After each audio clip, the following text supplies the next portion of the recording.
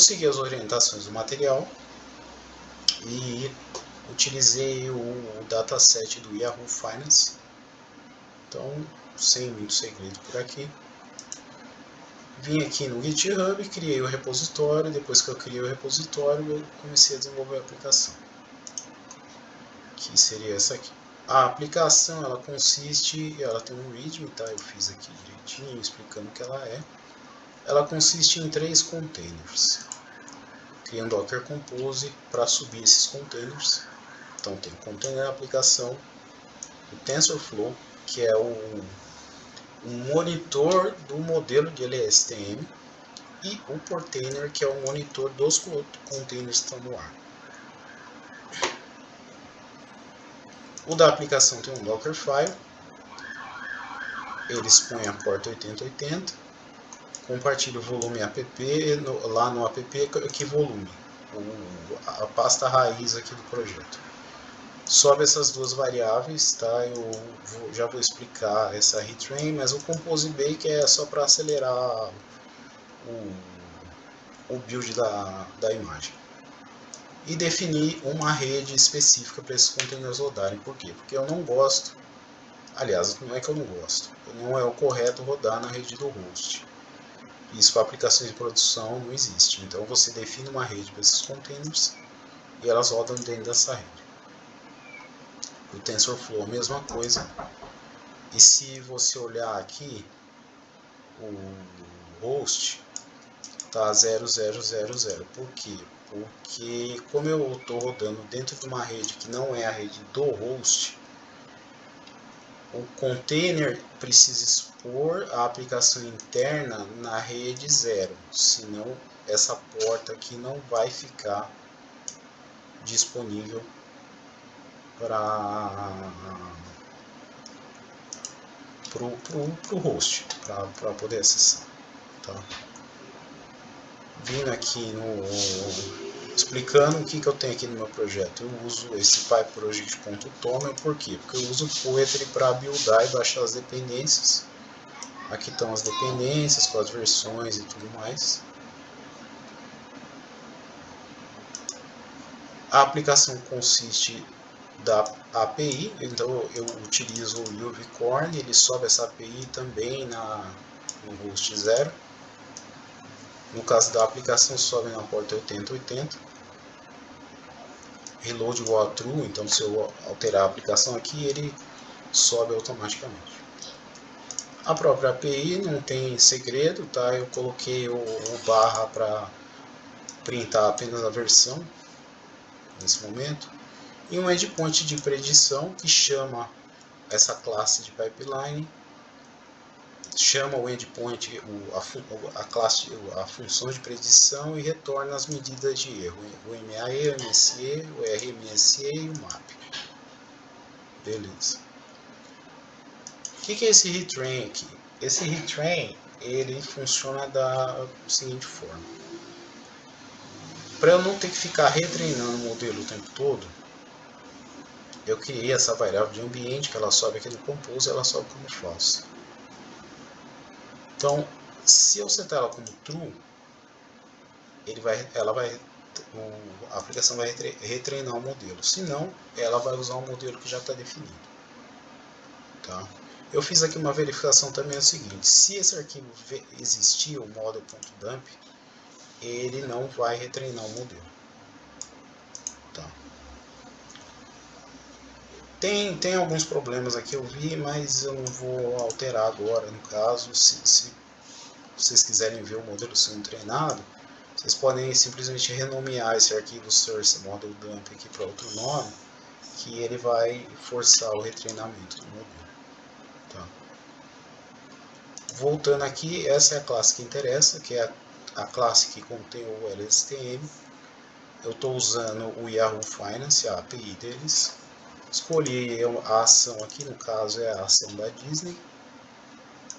Pego o período máximo, baixo esses dados, faço a limpeza deles, pego os valores do fechamento da bolsa, faço um reshape deles, obtive esses valores. Aí eu faço que o mínimo e o máximo desses valores fiquem em torno de 0 e 1. Dou um fit transform, tenho meus dados transformados. Mais algumas transformações aqui, e aqui eu começo a fazer a divisão entre dados de treinamento e dados de teste. Escolhi 80% treinamento, 20% de teste. Tenho que fazer um reshape nos meus dados de treinamento para eles terem 3 dimensões, porque o modelo de LSTM pede. Mantive essas partes aqui comentadas, porque para mostrar que foram testes que eu fiz e acabaram me dando certo, e eu deixei aqui a mesma coisa aqui embaixo. O que funcionou? Eu incluí esse layer de input, porque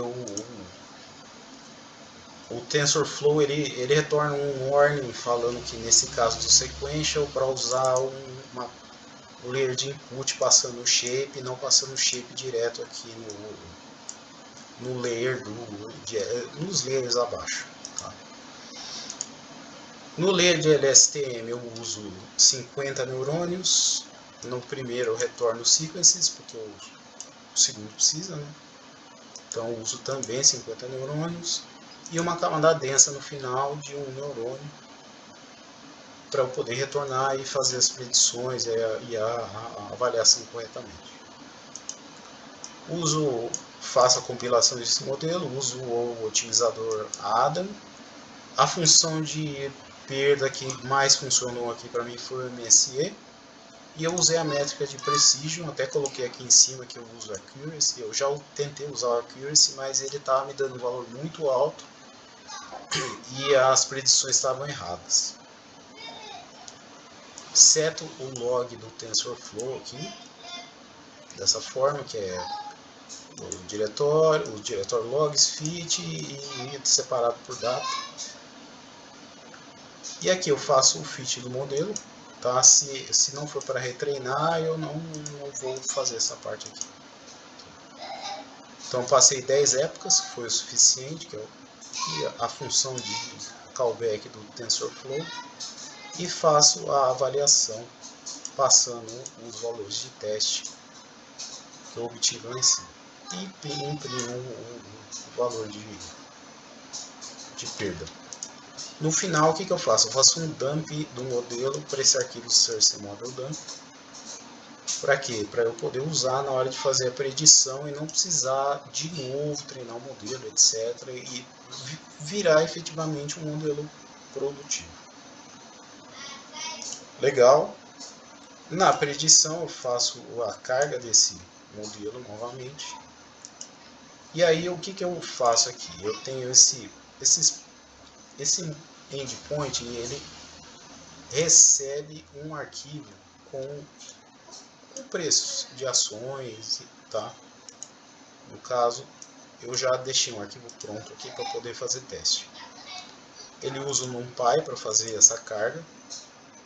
Eu tenho que fazer o reshape dele, porque ele tem que ter 3 dimensões.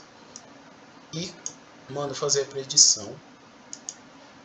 Na sequência eu obtenho o que foi predito e os valores de teste. Faço o inverse transform, que é o que? Ele mantém as dimensões, mas ele modifica os dados para verificar se ficou certo, né? Se está tudo certo.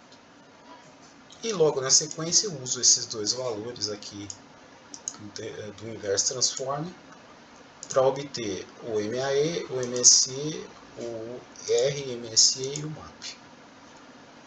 Legal? Vindo aqui. Bom, o Dockerfile não tem muito segredo. Eu instalo o Poetry, faço o update aqui do container. Um detalhe, eu uso Python 3.12. Por que eu uso Python 3.12? Porque o TensorFlow não funciona no Python 3.13. Não tem suporte desde o começo do ano e até hoje não tem. Instalei o Poetry. Na sequência ele faz o que? O Poetry? Ele vai lá no PyProject Toml, baixa as dependências, faz a instalação. Aqui tem algumas coisas a mais que eu fiz de teste e tal, que eu acabei não usando. e chamo o entry point, que é esse cara aqui. O que o entry point faz? Chama o poetry, run o Python que tem nesse container e o arquivo principal da aplicação, que é o source main.py. Tá? Legal. Se a gente vier olhar aqui,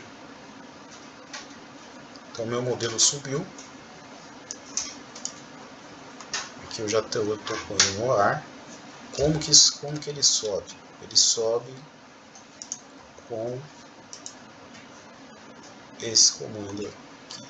Cadê? Tá aqui. Docker Compose app-d pode ou não passar o nome aqui do Compose, mas eu coloco porque eu gosto. Tá? Para verificar o container aqui da aplicação, Docker Logs, o nome do container da aplicação. Quando tiver isso aqui, o container subiu. Tá? E passei o comando que eu estou usando para fazer teste aqui também. Então, voltando para cá, eu verifico que o meu modelo ficou com uma precisão de uns mais ou menos 81% e uma perda de 7%. Ficou aceitável. Eu achei bom para esse momento, e o teste loss aqui ficou bem baixinho. Falei, ficou bom. Tá? Foi o máximo que eu consegui, pelo menos. Se eu executar um teste, eu já tinha executado um teste aqui, mas eu vou executar novamente. Tá? Ele retorna aqui o NAE, MSE, o RMSE e o MAP.